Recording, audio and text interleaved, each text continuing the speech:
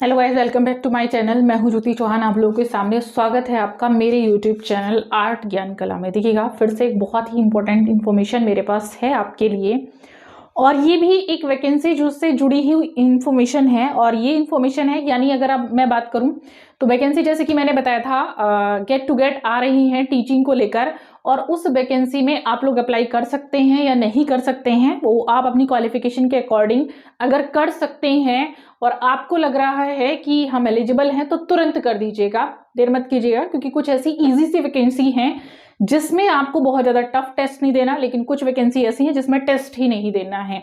तो UP TGT PGT की तो वैकेंसी नहीं है ही, लेकिन यूपी से ही संबंधित हैं। तो यूपी वाले जितने भी स्टूडेंट हैं, प्लीज़ इस वीडियो को लास्ट तक बिना स्किप किए देखिएगा। स्पेशली महिलाओं को मैं कहूँगी, क्योंकि अभी कुछ समय से मैं उनके लिए ही वैकेंसीज ज़्यादा बता रही हूँ। तो देखिएगा, मैं बात कर रही हूँ, यानी यहाँ पर कुछ एनटीटी की, पीआरटी की, और यहाँ पर कुछ म्यूजिक टीचर और क्लर्क की वैकेंसी निकली है। तो जो लोग अप्लाई कर सकते हैं, यानी इसका जो आज क्राइटेरिया है मैं विस्तार से बताने वाली हूँ, क्या क्या इसकी एलिजिबिलिटी है, कौन कौन इसमें अप्लाई कर सकता है। तो चलिए देखते हैं हम इसमें। सबसे पहले देखिएगा, ये एयरफोर्स स्कूल है, और इन एयरफोर्स स्कूल में कुछ वैकेंसी आई है, बीकेटे लखनऊ से निकली गई है। Requirement of state for academic year 2025 से 26, ठीक है।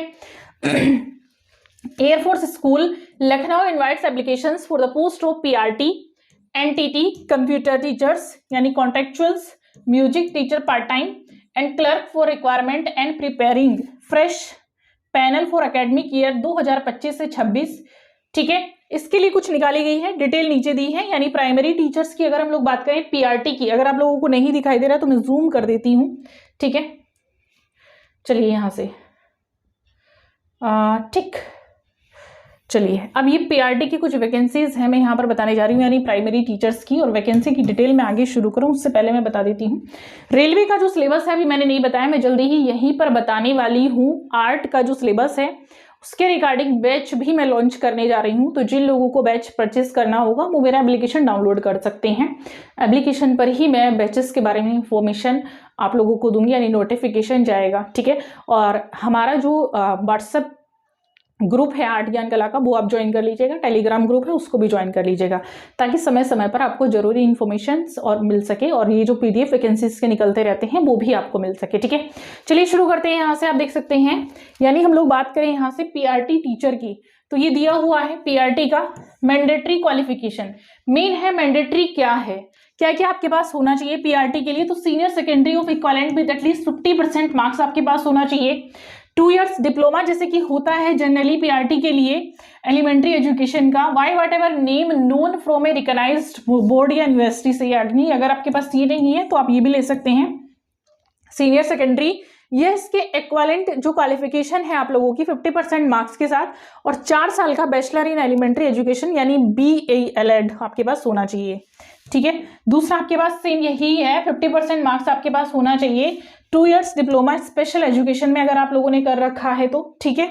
थर्ड है आपका इसमें, और यानी अगर ये दोनों भी नहीं है और ये है आपके पास, graduation with at least 50% marks and bachelor of education यानी बीएड आपने किया है from any NCT recognised institute along with 6 month bridge course in elementary education recognised notice NCTE से, यानी इसके साथ साथ आप लोगों का क्या होना चाहिए, 6 मंथ का ब्रिज कोर्स भी आपके पास होना चाहिए, ठीक है।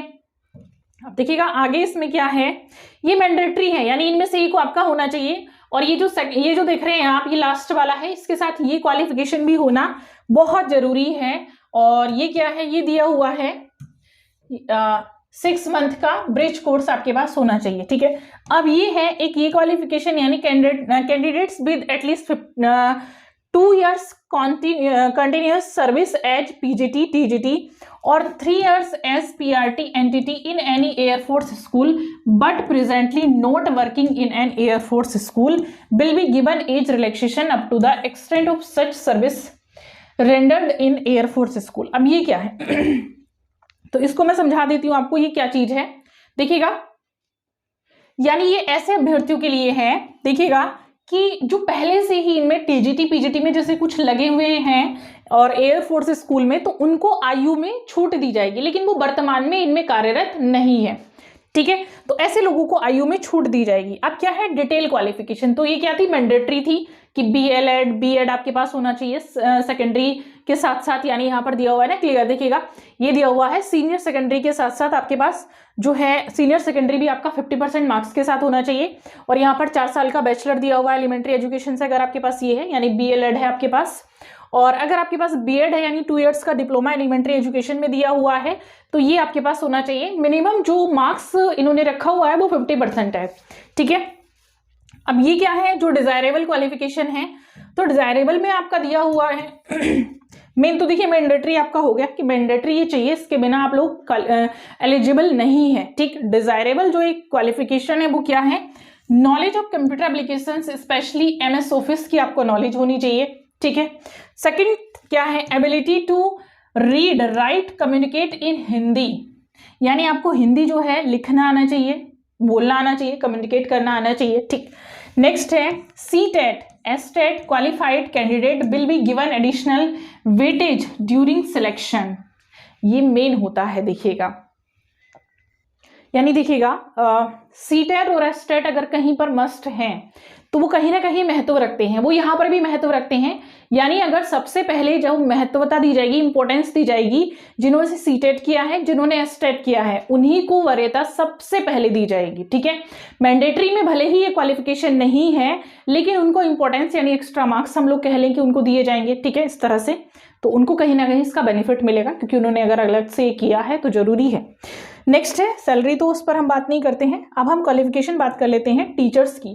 सैलरी देखिए कॉमन से लिखी हुई है 25,000 पर मंथ इसमें सैलरी होगी, कम नहीं है।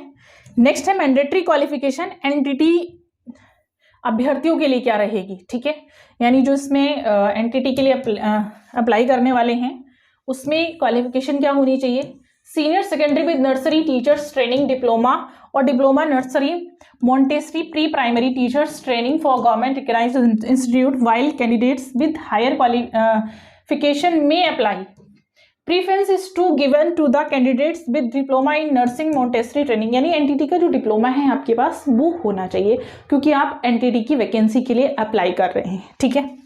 नेक्स्ट पर चलते हैं, इसमें दूसरा पॉइंट दिया हुआ है candidate with at least 2 years continuous service as, ये वही है जो मैंने पीछे बताया है कि उनको आयु में छूट दी जाएगी, एनटीटी में उन्होंने काम किया हो, एयरफोर्स के जो स्कूल हैं, तो ये भी एयरफोर्स का है, ठीक है।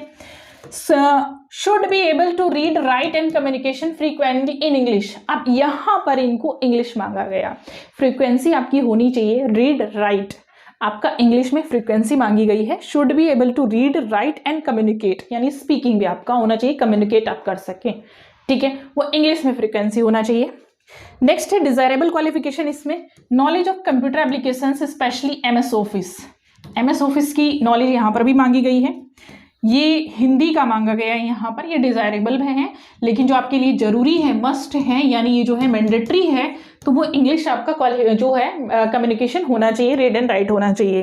एक्सपीरियंस इन आर्ट, क्योंकि छोटे बच्चों को आप जब भी पढ़ाएंगे, एनटीटी के जो छोटे बच्चे होते हैं उसमें आप आर्ट के थ्रू बच्चों को पहचान करा पाएंगे कि पिक्चर्स के थ्रू, तो आर्ट आपकी अच्छी होनी चाहिए, एक्सपीरियंस होना चाहिए, क्राफ्टिंग आपकी होनी चाहिए, कार्टून, और ये है आपका एक कैरिकेचर होना चाहिए, पपेट मेकिंग है, म्यूजिक है, डांस है, ईटीसी, क्योंकि आप जब छोटे बच्चों को पढ़ाएंगे तो उनको इंटरेस्टिंग तरीके से पढ़ाएंगे, अब सीरियस तरीके से उनको पढ़ाएंगे तो उनको पढ़ने से बिल्कुल ही उनका मन हट जाएगा, वो नहीं पढ़ेंगे। तो उनको जब चीज़ें सिखाई जाती है तो बड़े रोचक तरीके से सिखाई जाती हैं, आर्ट के थ्रू, म्यूजिक के थ्रू, क्योंकि उनकी जो राइम्स होती हैं आप म्यूजिक के थ्रू ही उनको समझाएंगे। तो ये आपके पास होना चाहिए, मैंडेटरी नहीं है लेकिन डिजायरेबल है, ठीक है। चलिए नेक्स्ट है, इसमें सैलरी देखिएगा क्या है, 14,500 पर मंथ सैलरी इसमें है, क्योंकि ये आप लोगों की कॉन्ट्रेक्चुअल है। Additional eligibility criteria common for PRT और एनटीटी के लिए एडिशनल क्वालिफिकेशन क्या रहेगी दोनों ही सब्जेक्ट के लिए, तो should be in the age group 21 to 50 years age on 1 July 2025। Women candidates and physically challenge candidate will be given age relaxation up to maximum of 5 years, 5 साल का जो है वुमेन्स को इसमें, और जो फिजिकली चैलेंजेस कैंडिडेट्स होते हैं उनको इसमें रिलैक्सेशन दिया जाएगा। एज जो है आप लोगों की 21 to 50 ईयर्स है 1 जुलाई 2025 तक। तो एज का जो है बहुत ही बढ़िया दे रखा है, 50 ईयर्स दे रखा है। तो इसमें मैं मानती हूँ अधिकतम कैटेगरी के जो लोग हैं वो शामिल हो जाते हैं। बस थोड़ा सा जो मैंडेटरी क्वालिफिकेशन है उसमें मैं कहूँगी अप डाउन हो सकता है, तो उसको मैनेज कर लीजिएगा तब तक। Ex serviceman candidates who have put in not less than 6 months of continuous service. तो ये कुछ चीजें हैं आप लोगों की, ये मैं पहले बता चुकी हूँ, वही कॉमन सी क्वेश्चन है। अब कंप्यूटर टीचर जो है कॉन्ट्रेक्चुअल बेसिस पर जो है उनके लिए क्या क्वालिफिकेशन है, तो BCA MCA और BSc MSc computer science post graduation diploma in computer applications PGDCA और एनी इक्विवेलेंट डिग्री और diploma from recognised institute university recognised by the government of India. ठीक है, ये कंप्यूटर के लिए है, जो बेसिक सी क्वालिफिकेशन होती है वो यहाँ पर मांगी गई है। सेम बिल्कुल पीछे की तरह है, BSc आपके पास या MSc होना चाहिए या फिर BCA या MCA होना चाहिए कंप्यूटर साइंस से, और या फिर आपके पास पोस्ट ग्रेजुएशन डिप्लोमा होना चाहिए, ये भी कंप्यूटर एप्लीकेशन से यानी PGDCA होना चाहिए। ठीक है, अब बात करते हैं should be in the age group of 21 to वही है 50 ईयर्स तक 1 जुलाई 2025 को। तो मैक्सिमम एज है 50 और मिनिमम एज है 21। ठीक, तो ये वही है। और इसमें जो है इंग्लिश फ्रीक्वेंसी जो है फ्लुएंटी आपसे मांगी गई है। सैलरी इसमें वही है 25,000 पर मंथ।